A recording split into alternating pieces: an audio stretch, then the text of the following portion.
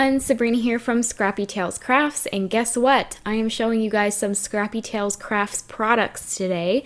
Here is my brand new A7 box die, and I'm also going to pull in a couple of my new stamp sets that I myself illustrated with my grandma. These two sets are called Cardinal Blessings and Candlelight Poinsettia, and the other stamp set that I'm going to pull in is called German Winter Village. They're all 6x6 stamps. Now, if you have not seen the product release video, you might be like, what the heck? What is going on here? I did not know you had products. Yes, today is the official launch of my first ever release for Scrappy Tails Crafts. So if you want to see the entire release, I will link down to that video. I'm also going to be giving away a $100 prize over on that video, so you definitely want to check it out. I have a whole collection of pop-up boxes, including some slimline pop-up boxes. So this die that I'm showing here is called Lacy Borders, and this one is called Everyday Borders. I designed these for the slimline pop-ups, but you can definitely use them on your flat cards and on the A7 box, so I'll be showing that today. I'm also going to be using these two smaller dies. The one on the right is a gift card holder, and the one on the left is a spring mechanism, and I'll show you exactly what that little thing does. It's really neat. So these are all the products that I'm using today. I'm so excited to showcase them, and I am very happy to say that you can purchase them on my website at scrappytailscrafts.com. All of the links to the products are listed down below. So let's get started with the tutorial.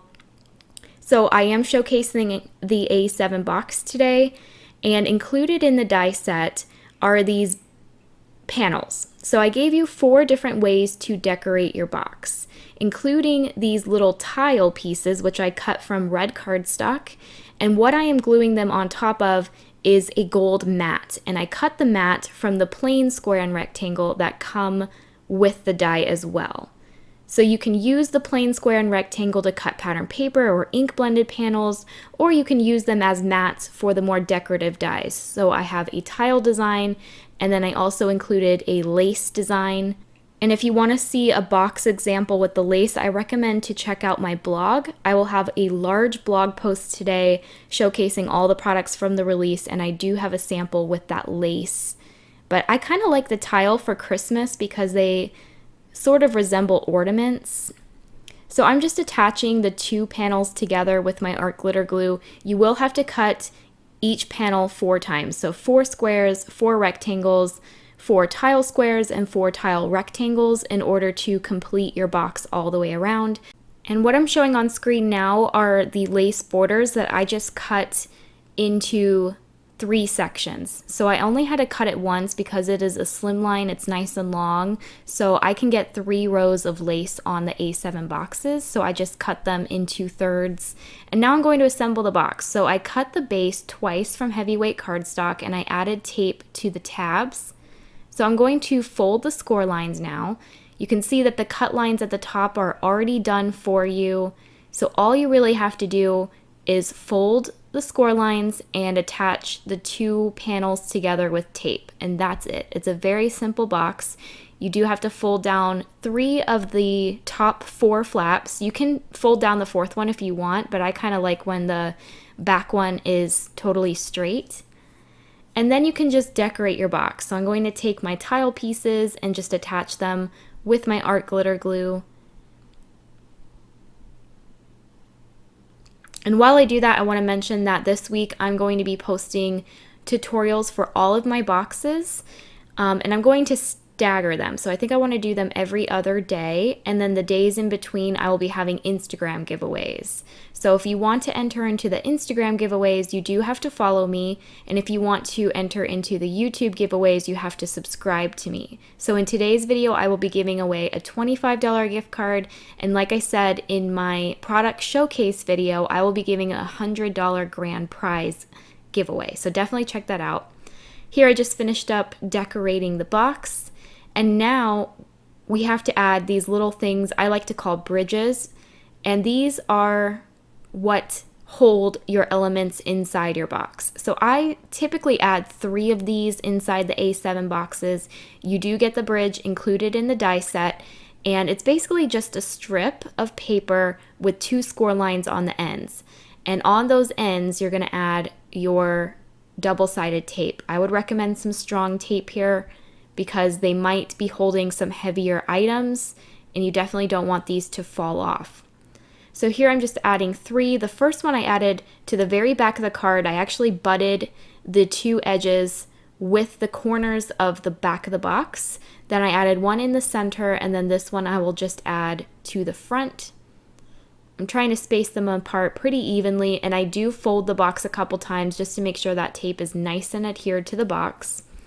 And now we can start decorating it. So I have a sentiment from the, I believe, Cardinal Blessings stamp set. And I'm going to gold heat emboss it into a stitch circle die here. And this sentiment says, "Merry Christmas from our home to yours." And I thought it would be cool to create a wreath using the Candlelight Poinsettia stamps. So I went ahead and stamped them out with VersaFine Onyx Black ink. I clear heat embossed them and colored them in with my Copics. I really wanted the focus of this video to be on the boxes, so I did leave out the coloring. However, I'm sure I'm going to be having some flat cards in the future where I will definitely show the coloring on these flowers, but I basically just colored them in dark red and a more brighter red color.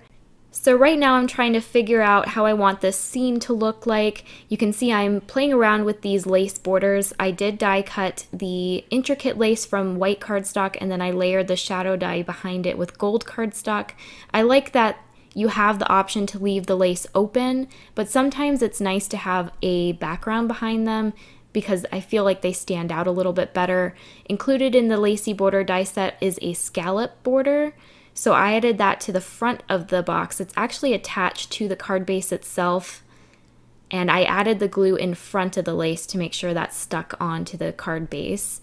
I added my wreath to the middle bridge.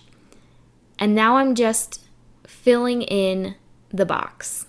So I added a candle to the left side of the lace. In the very front of the box, I will add a smaller, darker red poinsettia. And then I'm also going to tuck this cute little cardinal in from Cardinal Blessings. I just tucked him behind that scallop border, and then I'll add another cardinal on top of the white lace. So I didn't bother to add flowers around the entire circle because I knew that the lace was going to cover it. So I just added the flowers to the top of the circle. And I wanted a couple more flowers behind the wreath, so I am attaching 1 poinsettia onto an acrylic stick. That's what I call them, but it's basically just a really thin layer of plastic, and I cut strips of them to pop up my elements inside my boxes. So I added a poinsettia to that stick and I just attached it to the bridge using 3-in-1 glue. That is very strong glue. I would not recommend art glitter glue just because those plastic sticks are kind of heavy. So you're gonna want a more stronger glue. So 3-in-1's really great for that, and it's also clear, so you're not going to see it. Right now I took a heart punch from my stash and I punched out 3 white hearts and then 1 gold heart, and I'm just going to layer them all together to create a dimensional heart that I'm going to add above my little gold embossed sentiment. I felt like there was a blank space there, and that heart just added a cute little accent. So that's going to pretty much complete my first A7 box. I just love how the tile creates a really elegant design, so you don't have to have pattern paper in order to decorate your boxes. But I did want to show you guys an example of a box with pattern paper just because this is a lot faster. I'll admit the tile and the lace are a bit more time consuming, so having the option to just die cut from pattern paper is really great. So I added some red snowflake rectangles to the bottom of my box, and I'm going to flip the card bases over to add the square panels. You're going to want to make sure that if you're gluing the panels on while the box is still flat, you want the panels to be on opposite sides. So I have the rectangles in the front, squares in the back, and you're going to also want to add your tape to the side with your rectangles. Do not add the tape with your squares because otherwise your box will be inside out. I'm going to remove the tape from the tabs of these 2 panels, and then I'll fold in the score lines so that I can assemble these 2 panels together to create the box. I just folded down the top flaps, I left the back flap totally straight, and that's it. Very simple. The score lines, measurements, and cut lines are all done for you with the die, so all the hard work is done, and all you have to do is add tape, fold the score lines, and attach it together. So right now I'm adding tape to all of my bridges now, and then I can go ahead and add them into my box. I'll go ahead and remove all the backing on the tape first.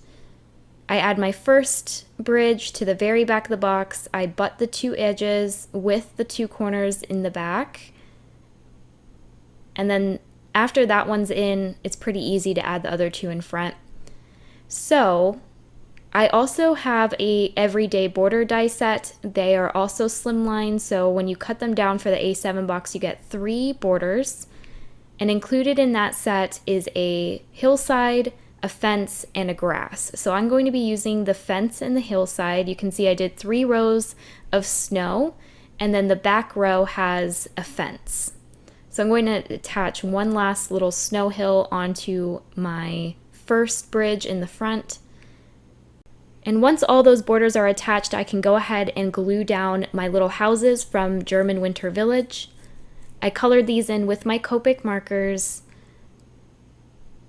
and I decided to color them in traditional red and green colors, but I also added some brown because German style houses are typically, or they are traditionally brown and white, but I did want these to have a Christmas vibe, so I did add some red and green to them. So I thought about adding another fence to the very front of the box, but decided not to go with it. So I'll just continue gluing down my little houses here. And included in the German Winter Village stamp set is this cute little tree and some people, because it wouldn't be a village without people. So after I glue this little tunnel house, I will add my people images, and they fill the card nicely. I'm going to glue this little couple in the front, and they are pictured from the back. So you can see the girl and the boy holding hands, or I guess like hugging each other from behind, and they're looking at the village, which I thought was really cute. That's actually my favorite image from all 4 stamp sets. I also have a girl walking her dog. I have a mother and daughter walking hand in hand, and then I have a little boy waving. So I'll add the little boy right next to that house, the White House. And that's going to complete the scene. Really cute. I just love these images from this stamp set. So here is the card when it's folded flat. You can see that I went a couple, maybe half an inch above that boundary on the card base itself, and it still fits nicely in an A7 envelope. So you do have a little bit of leeway to float your images above the card base. So I did need a sentiment for this card, so I chose Baby It's Cold Outside from the Winter Village stamp set. And I'll just attach that to the front flap of the box. I did die cut it from a stitch square. And I wanted to add a gift card holder to this particular card, so I die cut my gift card holder add-on from gray cardstock, and then I will add the word die included in the die set that says enjoy. I even glued down the little tittle for the J, and I did layer that word die 3 times with heavyweight white cardstock to help it pop. I'm going to add my sticky U-line tape here to the tabs. And there are score lines. You can't really see on camera, but you are going to know where to add the tape because there are score lines there. So I'm just going to fold them down. And then that creates the gift card holder that fits perfectly on the back of the A7 boxes. So I'll just attach that, and then I'm going to go grab a gift card holder so that you can see it fits perfectly. You can also add a tall note card, so if you decorated those top flaps with pattern paper and you wanted to add a message, that's a great way to do that. So now let's talk about the spring mechanism. This is super fun. Here's the die set. You get 2 dies included, and it's basically these little paper pieces with score lines. So before I even get started, I'm going to reinforce those score lines by bending them down and up in every which way, just to make sure that they are nice and trained before I start assembling the All right, so we're gonna start with this larger piece that I'm holding. And as you can see, there is a notch on the right side, and then there's like a little triangle of circles on the left. We're gonna fold the left side in first, and then the side with the notch second. And you're gonna fold it behind. And as you can see, you're left with a slit. So for the second piece, this one's easier because you just fold it in half and the slit is there for you. Now to assemble this together, you're going to want to make sure that the slits are facing upwards, but they're facing in opposite directions. And then with the larger piece, you see how we created a pocket by the way we folded it? That is how you're going to attach the smaller piece. You're going to put it inside that pocket, and then inside the slits, you're going to add your elastic band. And that is what's going to hold the two pieces together, and that's also going to create the mechanism. So here's how it works. You just pull the one side and it springs back into place when you let go of it. And you could use a rubber band instead, but I personally really like these hair tie elastic bands because they're much smaller, and so they have more of a snap to them. So I would recommend using those, but I have tried rubber band and they do work as well. So I added tape to the tabs, same deal as the bridge, and we're going to add it to the bottom of the box so that it can be hidden. So as you can see, there are 4 corners, and you're going to want to add the first end of the mechanism to one corner. So it takes a little finagling, but you're going to get it eventually. And then you're going to want to attach the other side of the mechanism in a straight diagonal. So here you can see I'm going to the exact opposite corner, but it's still on the same direction. It's not going in that on that right side. It's staying on the left side, and it's a perfect diagonal. I hope I'm making sense. I think the video is kind of explaining it more, but you definitely don't want to add the mechanism to the right side of the corner. You want them to be corner to corner. All right, so here is how the mechanism works once it's added in, and it just pops your box right into place. It's a really fun surprise for your recipient. I'm going to show you the difference between a box with the mechanism and without. So here's the box we made earlier. This one does not have a mechanism added to it, and when it's taken out of the envelope, it does pop, but it only pops about halfway, so you have to use your hands to kind of shape it.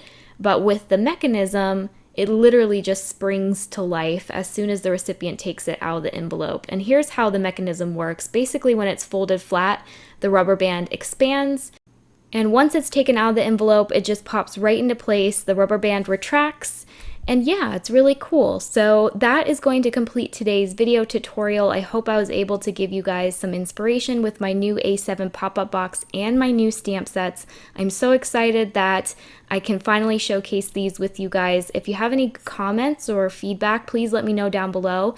And if you want to enter into the giveaway, make sure you subscribe to my channel and leave a comment down below. Also follow me on Instagram because there's going to be lots of giveaways over there this week too. So thank you guys again for watching, and I will see you next time. Bye!